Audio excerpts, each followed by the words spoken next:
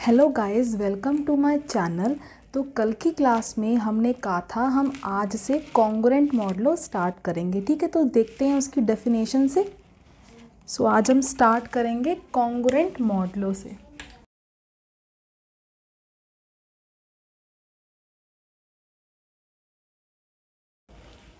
ठीक है, देखते हैं कॉन्ग्रुएंट मॉडुलो की डेफिनेशन क्या है। देखिए, late A and B be let A comma B be any integer। हमने कोई A और B क्या लिए हैं, कोई भी इंटीजर्स लिए हैं। That means A can be positive, A and B can be positive और नेगेटिव। ठीक है, A और B क्या हैं, हमने इंटीजर्स ली हैं। And n be any fixed positive integer। याद रखिएगा, ये जो n है, n क्या है, एक पॉजिटिव इंटीजर है। n हमेशा पॉजिटिव होगा, वो नेगेटिव नहीं हो सकता। And n be any fixed positive integer, then we say A is congruent to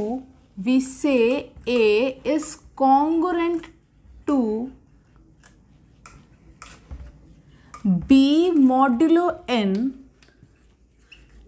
We say A is congruent to B modulo n if this n divides A minus B। या इसकी notation देखिए कैसे होती है। A is congruent to B modulo n। B mod n कब होगा, if this n divides A minus B। if this n divides A minus B।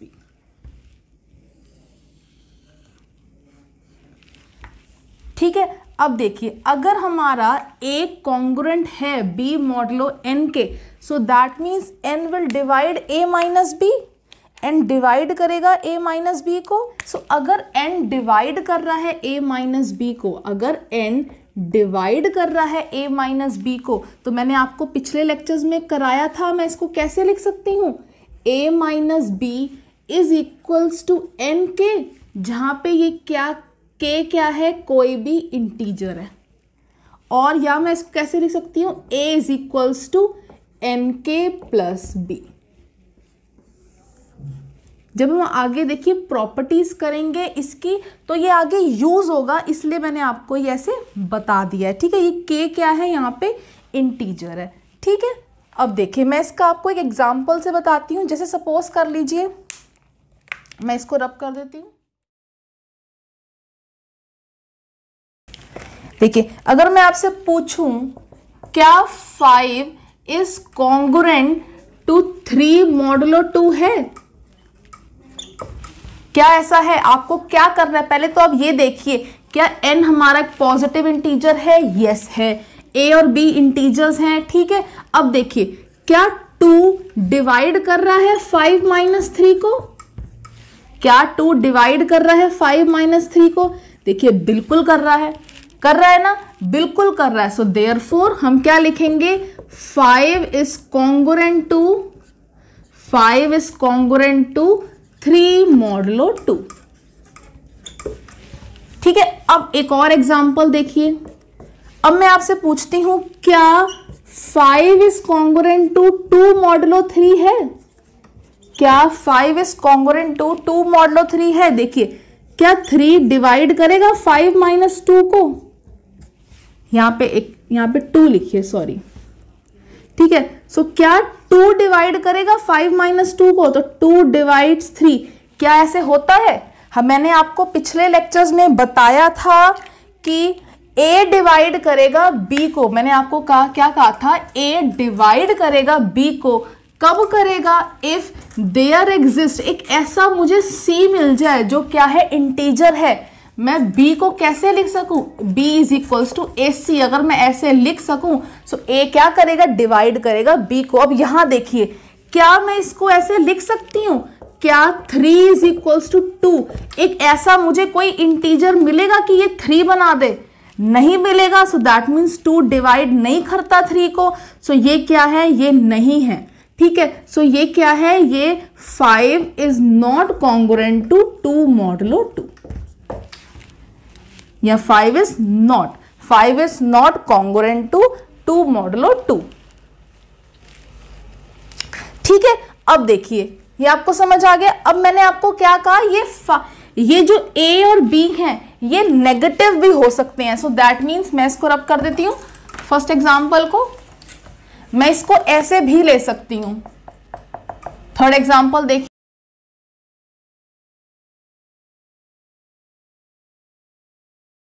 क्या ये कॉन्ग्रुएंट है, देखिए 3 डिवाइड्स -5 माइनस ऑफ -2, यही होगा। सो क्या 3 डिवाइड कर रहा है -5 + 2, दैट मीन्स 3 डिवाइड्स -3, ये होता है, ये बिल्कुल होता है। So that means -5 is congruent to -2 modulo 3, ठीक है।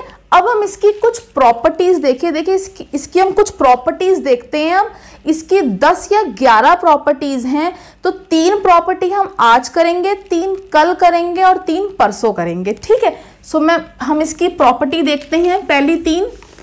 सो पहली 3 तो बहुत ही इजी प्रॉपर्टी है, ठीक है। सो देखते हैं इसकी प्रॉपर्टीज से। प्रॉपर्टीज, ठीक है। सो लेट, अगर हमने कोई a, b एंड c कोई भी इंटीजर ले लिए, let a, b and c be any integer, कोई हमने इंटीजर ले लिए, and n is any fix positive integer, n एक फिक्स्ड पॉजिटिव इंटीजर है। सो पहली प्रॉपर्टी क्या है, क्या a is congruent to a modulo n होगा? आप खुद सोच के बताइए, क्या ये प्रॉपर्टी होगी, सेटिस्फाई होती है, क्या ये प्रॉपर्टी होल्ड करती है? देखिए मैंने क्या कहा था, ये कॉन्ग्रुएंट कब होगा, जब n डिवाइड करे a माइनस b को। यहां पे b क्या है, a ही है। सो n डिवाइड 0, क्या ऐसे होता है? बिल्कुल होता है। मैं इसको लिख सकती हूँ ना, मैंने क्या कहा था, a डिवाइड करेगा b को, a डिवाइड करेगा b को। अगर हमारे पास एक ऐसा c मिल जाए सच दैट मैं इसको कैसे लिख सकूं, b is equals to ac, जहां पे ये c क्या है, कोई भी इंटीजर है। मैं 0 को लिख सकती हूँ n इंटू में 0, मान लीजिए c, यहाँ पे इंटीजर 0 आ गया तो मैं लिख पा रही हूँ। सो दैट मीन्स ये क्या है, a is congruent to a modulo n होगा। बिल्कुल ये प्रॉपर्टी सेटिस्फाई होती है। अब सेकंड प्रॉपर्टी देखिए, सेकंड प्रॉपर्टी क्या कहती है, if a is congruent to b modulo n, अगर a is congruent to b modulo n है, then b is congruent to a modulo n होगा। ये आपको प्रूफ करना है, तो इसको हम प्रूफ करते हैं। मैं इसको रब कर देती हूं।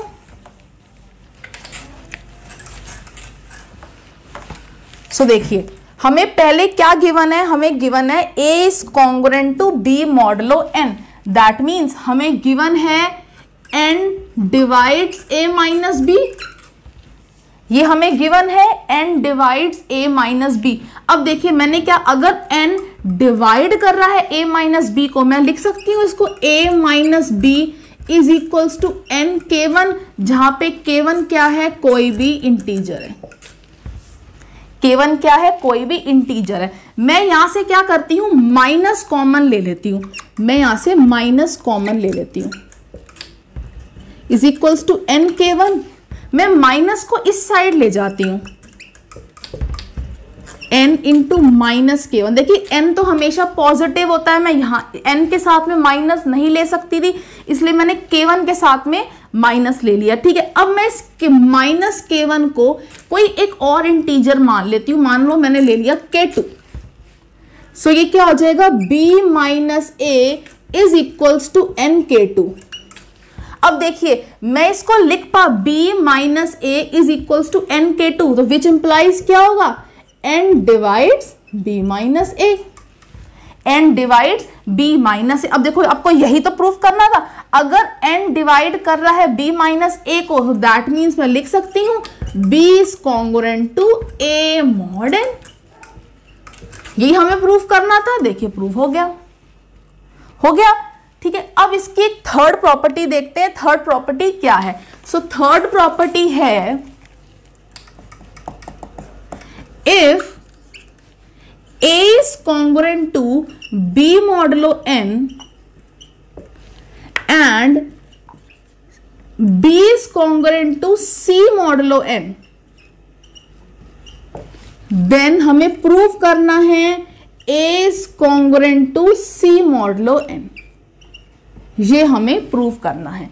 ठीक है, सो देखते हैं इसके प्रूफ से। सो देखिए हमें गिवन क्या क्या है, हमें गिवन है पहले कि a is congruent to b modulo n, so that means मैं लिख सकती हूं n divides a minus b, बिल्कुल लिख सकती हूं। सो अगर n डिवाइड कर रहा है a माइनस बी को, मैं लिख सकती हूं a minus b is equals to कोई n d मान लो, जहां पे ये d क्या है, कोई भी इंटीजर है, ये d1 ले लेते हैं।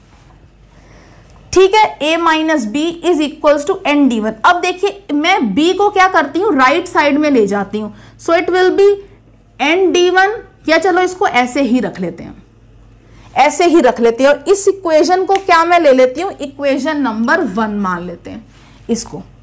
अब हमें नेक्स्ट हमें क्या गिवन है, हमें गिवन है b is congruent to c modulo n, so that means हमें क्या गिवन है, n divides b minus c, ये गिवन है। अब मैं इसको कैसे लिख सकती हूं, b minus c is equals to n d2 मान लेते हैं, जहां पे ये d2 क्या है, कोई भी इंटीजर है। देखिए ये सब मैं आपको पिछले लेक्चर्स में करा चुकी हूं, अगर आपने मेरी वो वाली वीडियो नहीं देखी तो आप देख सकते हैं। ठीक है, so b minus c is equals to n d two, मैं इसको मान लेती हूं इक्वेशन नंबर 2। अब क्या करते हैं, इक्वेशन नंबर 1 और इक्वेशन नंबर 2 को हम क्या करते हैं, ऐड कर लेते हैं। ठीक है, सो मैं इसको रब कर देती हूं। So adding equation number 1, adding equation number 1 and 2, so क्या होगा, देखिए a minus b plus b minus c is equals to n d one plus n d two, n d one plus n d two. देखिए यहां से b से b cancel हो रहा है, ये क्या हो जाएगा, a minus c is equals to, यहां से n ले लिया common, so it will be d1 plus d2। अब हमें पता है d1 भी एक इंटीजर है और d2 भी एक इंटीजर है, तो there sum will be also an integer, इनका सम भी एक इंटीजर ही होगा। मान लीजिए मैं इसको ले लेती हूँ d3, जहां पे d3 क्या है, d1 प्लस d2 है। ठीक है, जो ये कहाँ बिलोंग कर रहा है, ये इंटीजर z को बिलोंग कर रहा है। सो अब देखो a minus c is equals to क्या है, n d3, so which implies, मैं कैसे लिख सकती हूँ, n divides a minus c, n divides a minus c, so which implies मैंने क्या लिख दिया, a is congruent to c modulo n, so which implies a is congruent to c modulo n। ये हमारा प्रूव हो गया, यही हमें करना था, हमें यही प्रूफ करना था। देखिए a is congruent to c modulo n होगा, ये हमने प्रूफ कर दिया। ठीक है, तो ये हमारी 3 प्रॉपर्टी थी। अब कल हम एक 3 प्रॉपर्टीज और करेंगे, वो आपस में तीनों लिंक है। ठीक है, तो वो हम कल देखते हैं। Thank you.